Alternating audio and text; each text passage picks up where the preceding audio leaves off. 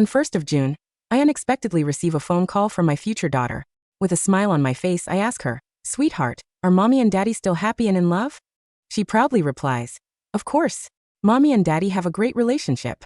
They never fight. He says she is the person he loves the most in his life." My face flushes with embarrassment. I think to myself that Malcolm Gray really shouldn't be saying things like that in front of a child. Lost in happiness, I continue asking questions. "Then did you take my last name, Rosewood, or daddy's last name, Gray?" She falls silent for 2 seconds, like she is confused. Then she replies, "I have daddy's last name, but my mommy's last name is Parker. Her name is Summer Parker." I freeze at those words. Summer Parker is the name of my best friend since childhood. Just yesterday, she and Malcolm end up in the hospital after getting into a physical fight because of an argument involving me. My throat tightened, and my hand, holding the phone, wouldn't stop trembling. How could this be? Summer Parker and I had known each other for more than a decade. She was easygoing, carefree, and always spoke her mind. She even disliked my boyfriend, Malcolm Gray, more than anyone else. She thought he was pretentious and that he never treated me well. She hated watching me put up with him. Every time she ran into him, they would end up arguing.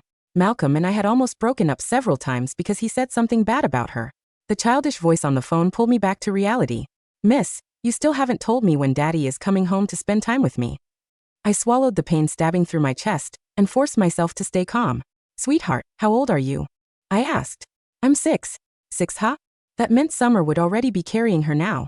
The phone slipped from my hand and crashed to the floor. A chill ran through my body. Yesterday when I went shopping with her, her clothing size had gone from a 6 to an 8. I had even joked that she had gained some weight recently, completely missing the panic that flashed across her eyes. No, this couldn't be true. "Sweetheart." I was about to ask her more questions when an adult's voice came from the other end of the phone. "Nina, who are you talking to?" I knew that voice better than anyone. It belonged to the man who had slept beside me for the past 4 years. Nina was the name I had chosen 2 days ago. That night, I'd found Malcolm flipping through a baby names book. He said he was looking for a name for our future child. I teased him for getting ahead of himself when we weren't even married yet. He lowered his head and smiled. "There's no rush for that." I understood what he meant now. There was no rush to get married because he wasn't having a child with me. "Miss, I sent you a friend request. We can talk again next time.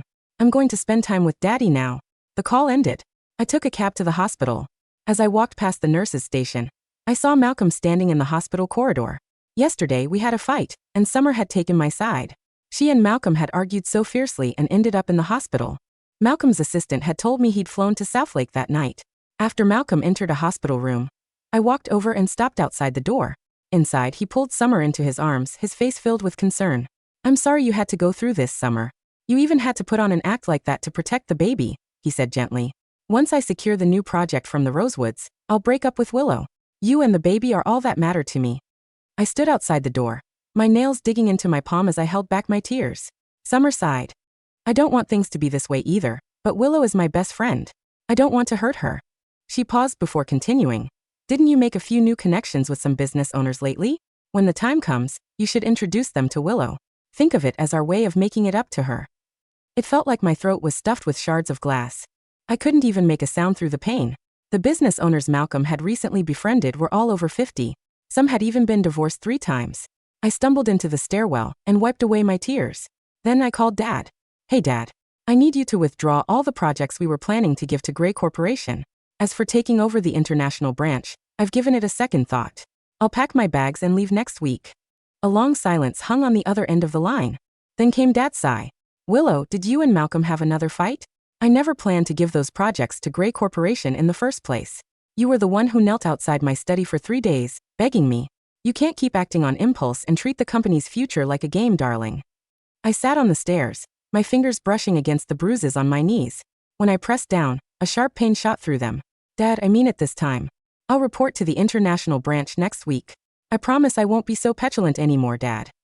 Even Dad knew Malcolm was the person I treasured most in the world. How could my best friend not have known? That night, the moment I got home, my phone rang again. It was the same number, and the same little girl's soft voice came through the speaker. "Miss, why haven't you accepted my friend request?" A mix of resentment and anger twisted together in my chest. I wanted to understand exactly where things had gone south. So, I accepted her friend request. It helped a lot that she was talkative. I stared at the cute stickers on the screen, hesitating before asking, "Nina, do you know how your daddy and mommy got together?" She sent me a long voice message, her voice bubbling with pride. Of course. I know their whole love story. Every night, when Daddy tucks me into bed, he tells me about how he and Mommy fell in love. I sat there in a daze, staring at the photo frame on the coffee table. Inside was the first picture Malcolm and I had ever taken together. I had pursued him for 3 years, from high school all the way through college. At our high school graduation ceremony, Summer had teased me relentlessly and pushed me toward Malcolm. She winked at me, signaling me to move closer, so we could take a picture together. Malcolm had refused at first. When I accidentally brushed against him, he had even discreetly dusted off the spot where I'd touched him. Annoyed, Summer dragged me over to him, insisting that he take a picture with the two of us. I thought he would reject us again, but this time he agreed. Later, Summer sent me the photo and had cropped herself out of it on purpose. I was so happy I couldn't sleep that night. I set the photo as my lock screen wallpaper and kept it there for 4 years. Nina, I'd love to hear that story, I said. Can you tell me, please? Of course, Nina chirped.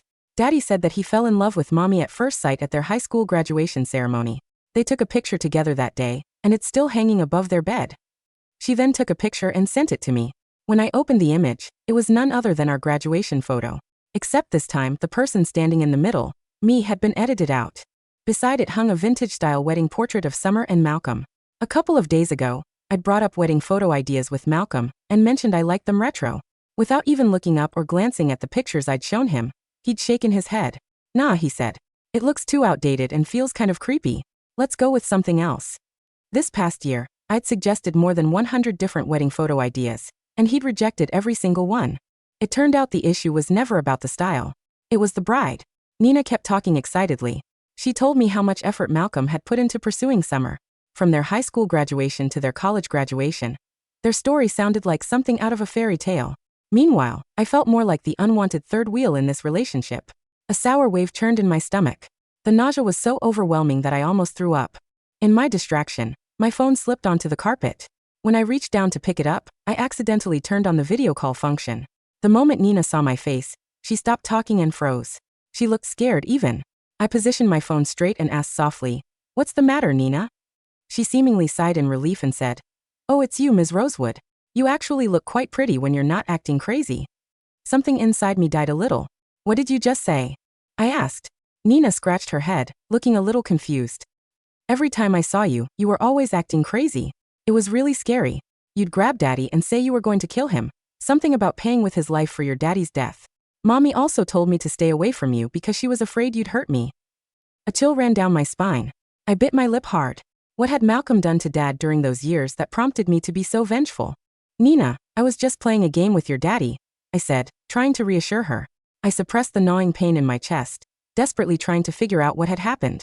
Then, Malcolm's voice suddenly came from behind me. "Willow, who are you talking to?" I couldn't let him and Nina see each other, so I hurriedly ended the call. When I didn't answer him, he assumed I was still mad at him. So he placed a jar of acacia honey beside me. "I flew all the way to Southlake to get this for you," he said. "Don't be mad anymore, okay? I heard it's good for your skin." I stared at the jar of honey, but ironically, all I tasted was bitterness. At the hospital earlier that day, Summer had held 10 jars of that same honey in her arms, looking both surprised and delighted. "Malcolm, I only mentioned it once. You actually flew all the way there to buy these for me." I'd stood outside the door and seen everything. Compared to hers, the jar I got was so pitifully tiny that it looked more like a sample instead. Malcolm and I had been dating for 4 years. He had the capacity to remember Summer's passing comment, yet failed to remember I was allergic to honey. My eyes stung. I grabbed that jar of acacia honey and tossed it into the trash. "Let's break up, Malcolm." He was in the middle of removing his suit when he froze at my words. Irritation settled over his face. "Can you stop being so unreasonable for once?" he said. "There are already enough problems at the company. I don't have the time to spend guessing why you're upset again. Why can't you just be more like Summer? At least she's straightforward and speaks her mind." People often revealed what they truly thought when they were angry. Even Malcolm seemed startled by what he had said. He subconsciously clicked his tongue and let out a sigh. This was the first time I'd heard him praise Summer. Before this, they had always been at odds. To their credit, I had never once suspected anything, not even the tiny details that would have raised eyebrows. When Malcolm calmed down, he crouched before me and gently stroked my hair. "All right, Willow. Let's not fight again. I'll apologize for whatever I did, okay? Once I secure the project next week, I'll take you on a vacation." He wasn't apologizing because he was sorry. He was only afraid the project would slip away from his grasp. Regardless, I moved into the spare bedroom. I packed up all my luggage and prepared to report to the international branch next week. That night, my stomach pain struck again. Out of habit, I endured it silently. I didn't even bother putting on my slippers and walked to the living room to pour myself some water. Then I swallowed some painkillers. My stomach problems had been around for years. Back when Malcolm had just started his company, he was constantly out drinking and entertaining clients. Every night, he would come home wasted. I felt sorry for him, so I went with him to those gatherings and drank on his behalf. After a while, I ended up with a stomach condition. There was one night when the pain was so excruciating that I couldn't even get out of bed. I asked Malcolm to bring me my medicine, but he didn't even open his eyes and said, "Just bear with it. I have work tomorrow. I need my sleep." I broke out in a cold sweat from the pain and forced myself to endure the entire night. By the next morning, when I was rushed to the emergency room, I had already passed out from the pain. The living room was dimly lit. I glanced toward the entrance and saw Malcolm's slippers tossed messily by the door, as though he had left in a hurry. When I returned to the bedroom, I couldn't fall asleep, so I scrolled on my phone. That was when I saw Summer's latest social media post. It was a photo showing a table full of food from all across the country, captioned, "Got hungry in the middle of the night. Thankfully, someone kind brought me food. What a wonderful night." I buried my face in my knees and let out a bitter laugh.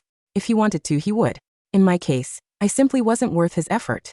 After packing all my belongings and sending them away, I felt completely drained and collapsed onto the couch. I sent Nina several messages, but she didn't reply to any of them. It wasn't until the afternoon that she video called me again. I didn't think twice before answering. Her background was oddly familiar this time. It was where I had grown up. More specifically, it was Dad's office. Mom had passed away when I was young, and Dad had never remarried. He raised me all by himself. Afraid I would feel lonely staying home alone, he often brought me to the office with him. "Nina, what are you doing at Rosewood Group?" I asked. She looked around the room, confused. "Huh, this is Daddy's office. And the company is now Daddy's too. Rosewood Group doesn't exist anymore." It felt like a knife had been driven into my heart. A wave of bitterness washed over me. "Nina, you're such a smart girl," I said. "I bet you know what happened to that company, don't you?" Unable to resist the praise, she immediately explained, "Of course. Daddy told me everything. That old man from Rosewood Group gave all the projects to Daddy. Later, that old man did something bad and got arrested. Not long after that, he died in prison." Impossible. Dad was an upright man. He would never sacrifice his integrity for money, much less break the law. My voice trembled. "Then what?" "Then this company became Daddy's," she replied cheerfully. "Did you forget? You used to come downstairs all the time and play games with Daddy, saying he had to pay with his life." I blinked. Tears fell onto my screen. Dad had never thought highly of Malcolm. More than once, he had told me Malcolm was too calculating and duplicitous. He had even took drastic measures and locked me in my room to prevent me from seeing Malcolm. For Malcolm's sake, I jumped from the third-floor balcony without hesitation. The fall tore my calf, and in the end, Dad had no choice but to give in. I never imagined that choosing the wrong man would cost Dad his life. Crying, I went back home. Dad was about to have dinner. Several dishes were laid out on the table, but he sat there alone.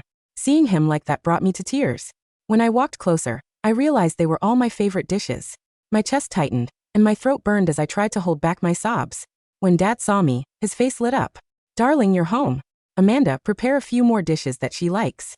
I sat down and looked at the spread before me. The guilt inside me was eating me alive. As I picked up my fork, I asked Dad with a pained voice, "Dad, why don't you have food that you like instead? I thought you hated sweet dishes." He rubbed his hands awkwardly, a simple yet hopeful smile on his face. "Well, I was just secretly hoping you'd come home for dinner someday. I just didn't know when that'd happen. So I make your favorite food every day. That way, when you do come home, you'll have something you love to eat." I lowered my head over my ivory plate. Large drops of tears fell onto the food. Everything tasted both salty and bitter. Little did I know, Dad had been waiting for me every day all this time. "Dad, I'll listen to you from now on," I said. "I'll never be stubborn again." Dad looked at me with heartache in his eyes. He kept placing food on my plate until it was piled high. Throughout dinner, I repeatedly warned him to be careful around Malcolm.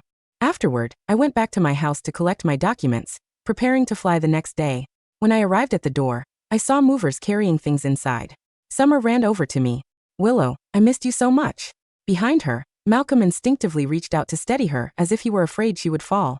When he met my eyes, he awkwardly withdrew his hands. "I was just worried she'd bump into you," he explained. "You know how careless she can be." Summer laughed and lightly punched him. Then she linked her arm through mine. "Guess what, Willow? I'm moving in with you.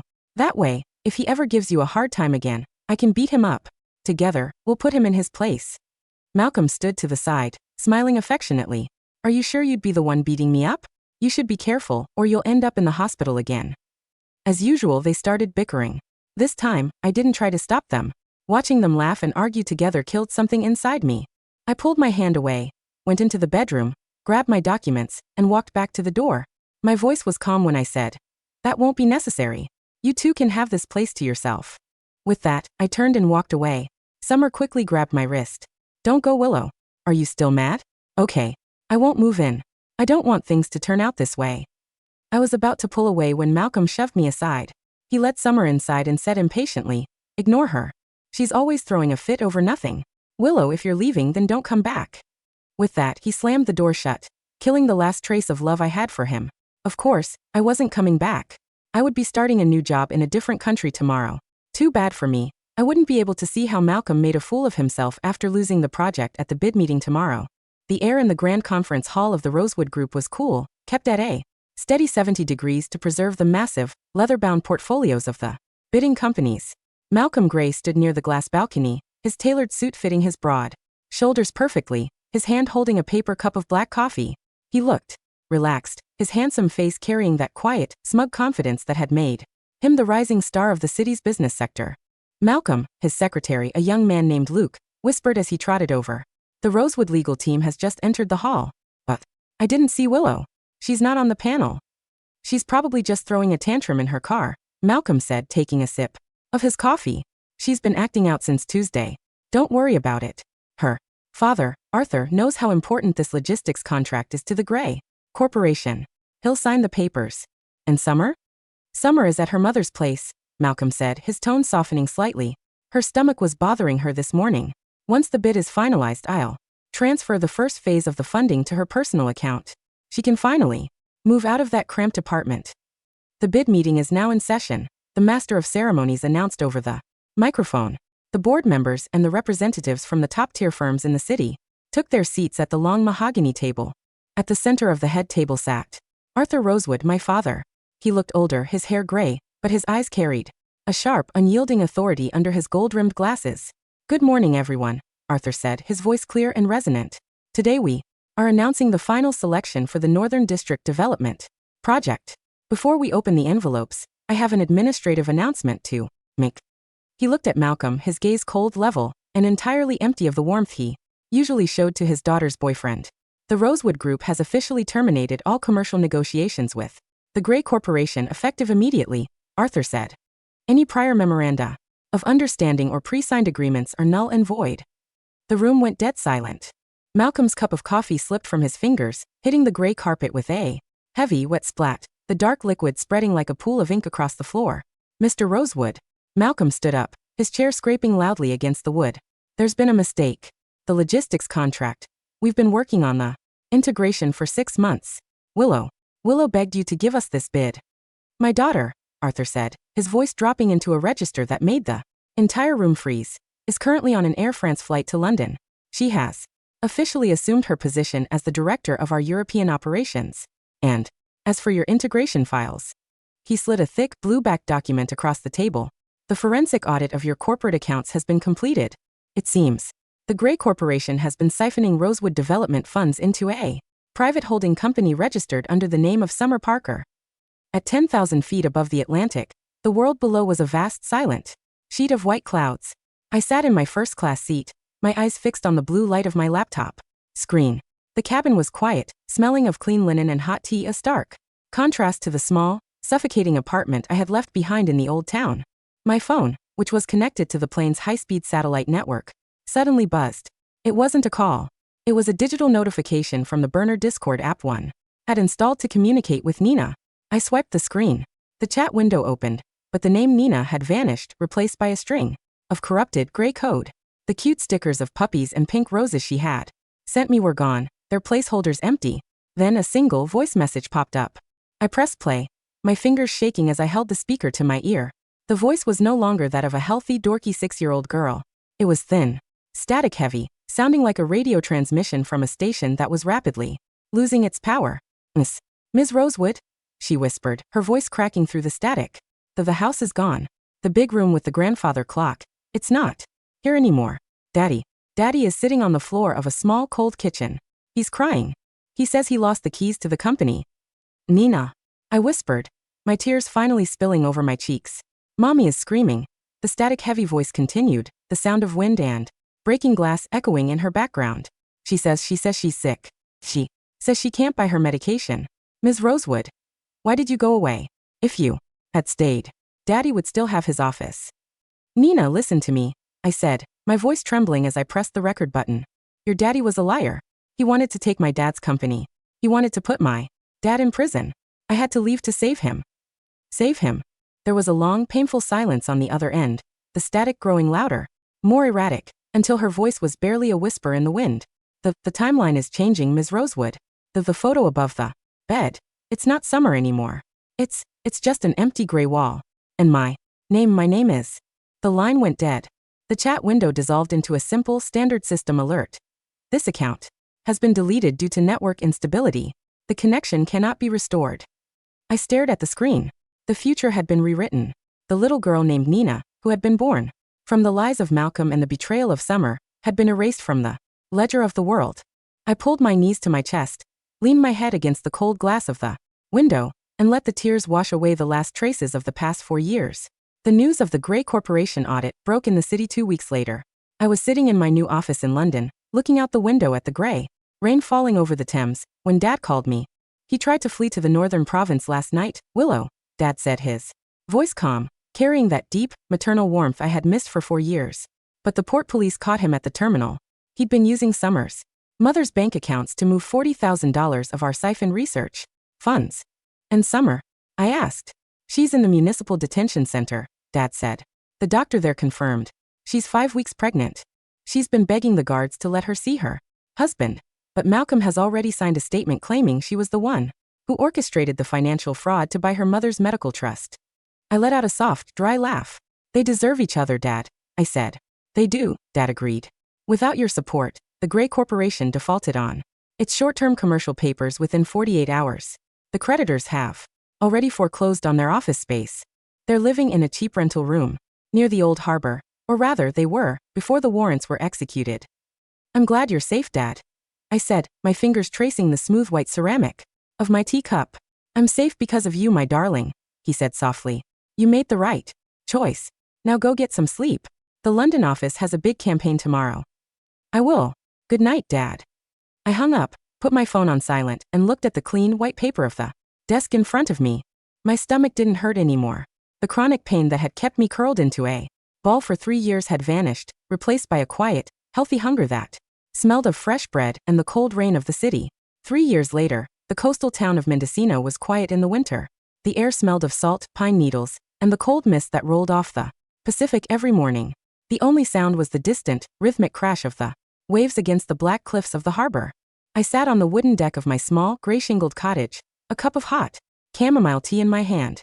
Beside me on the table lay my drawing tablet, its screen displaying a clean, elegant landscape design for our new municipal park project. Willow. I looked up. My colleague, a tall, quiet man with dark hair and a green backpack, named Marcus, was standing by the glass door, holding a fresh batch of warm cinnamon rolls. The wind is picking up, Willow, Marcus said, sitting down beside me and pulling a wool blanket over our knees. Are you cold? I looked down at the design on my screen, then at the golden sunset over the ocean, and finally at his warm, genuine smile. No, I said, leaning my head against his shoulder. I'm very warm. Across the water, the first yellow lights of the harbor were starting to glow in the dark, but I didn't look at them. I closed my laptop, took a sip of my warm tea, and let the clean, cold wind off. The water carried the last dry leaves of the past away into the endlessly beautiful horizon ahead.